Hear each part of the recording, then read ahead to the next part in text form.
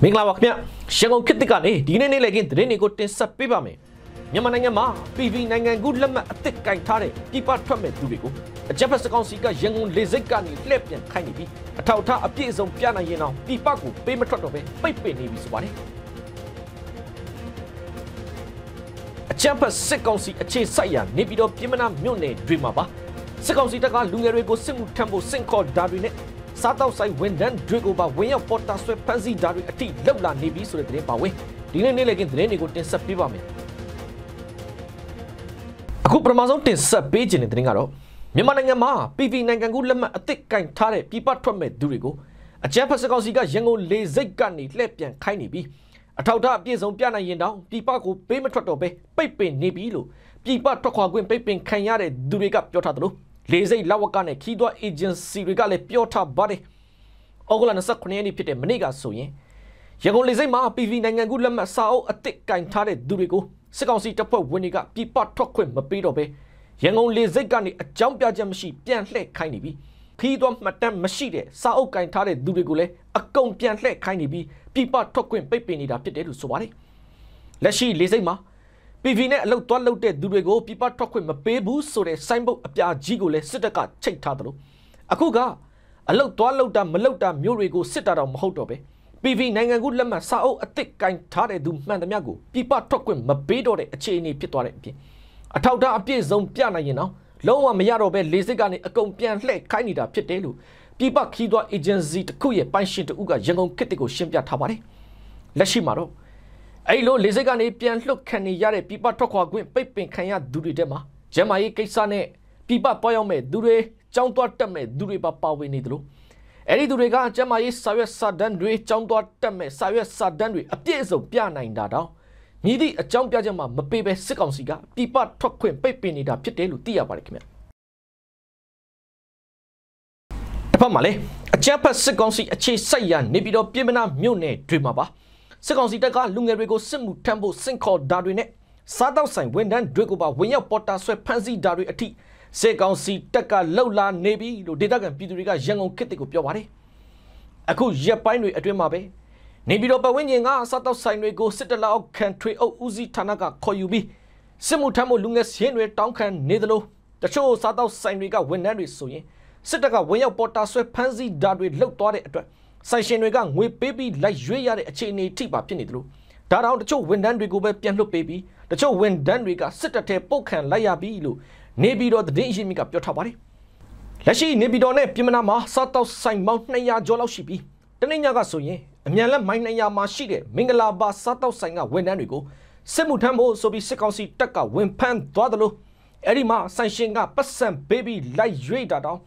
ဝန်ထမ်း9ယောက်ပေးလိုက်ရတဲ့အပြင်နေပြည်တော် AR လမ်းမှာရှိတဲ့စစ်တပ်ကိုထောက်ခံပါတယ်ဆိုတဲ့ဆိုင်တွေကဝန်ထမ်းတွေလည်းစစ်မှုထမ်းမှုအကောခံနေရပြီလို့နေပြည်တော်သတင်းရင်းမြစ်ကပြောထားပါတယ်ခင်ဗျတစ်ဖက်မှာတော့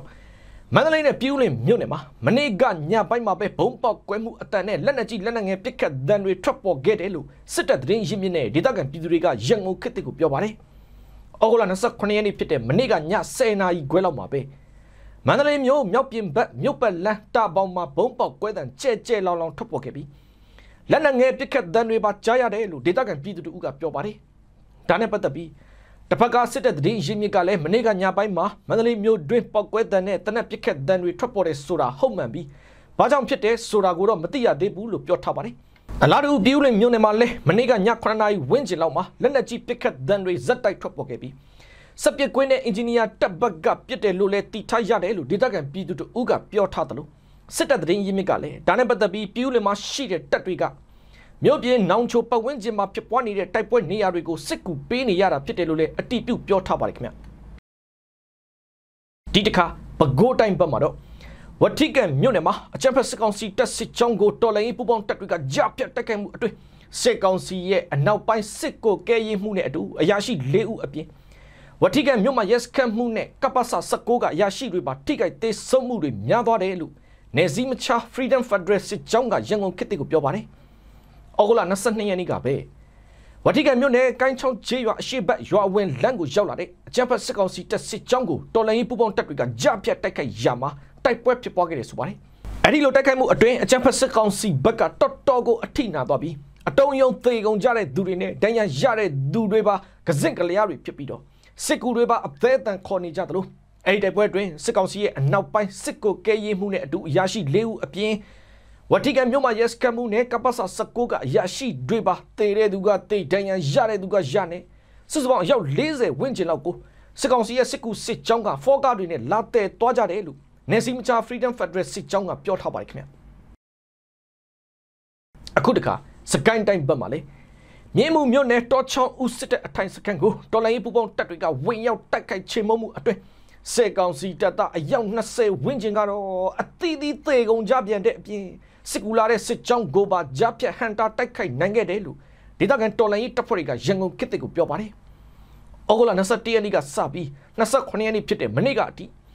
မြေမှုမြို့နယ်ကအကြံဖက်စစ်ကောင်စီရဲ့တော်ချောင်းဦးအထိုင်တပ်စခန်းကိုတော်လိုင်းပူပေါင်းတပ်တွေကမြေပြင်ဝေဟင် drone တပ်တွေပါအသုံးပြုပြီးတိုက်ခိုက်ချေမှုခဲ့တယ်လို့တစ်ဖက်ကအဲ့ဒီတပ်စခန်းအတွက်စစ်ကူလာတဲ့စစ်ကောင်စီရဲ့စစ်ကြောင်းကိုပါတော်လိုင်းတပ်တွေကကြားဖြတ်ဟန်တာတိုက်ခိုက်နိုင်ခဲ့တယ်ဆိုပါတယ်။အဲ့ဒီလိုတိုက်ခိုက်မှုတွေအတွင်း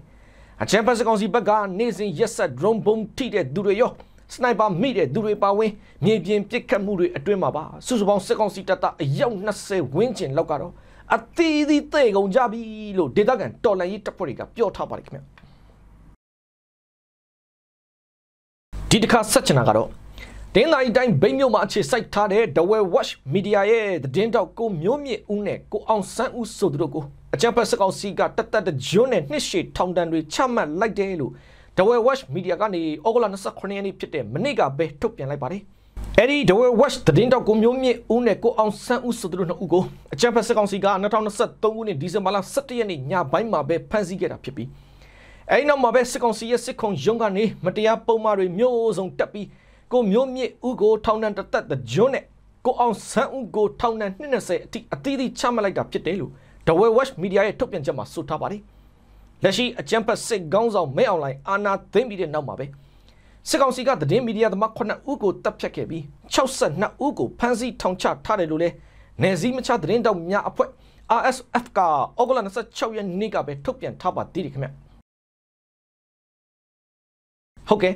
ဒါကတော့ရန်ကုန်ခေတ်ကနေဒီနေ့နေ့လေဂင်းသတင်းတွေကိုတင်ဆက်ပေးခဲ့တာပါကြည့်ရှုပေးခဲ့တဲ့အတွက်ကျေးဇူးတင်ပါတယ်ကျွန်တော်နိုင်ငယ်ပါ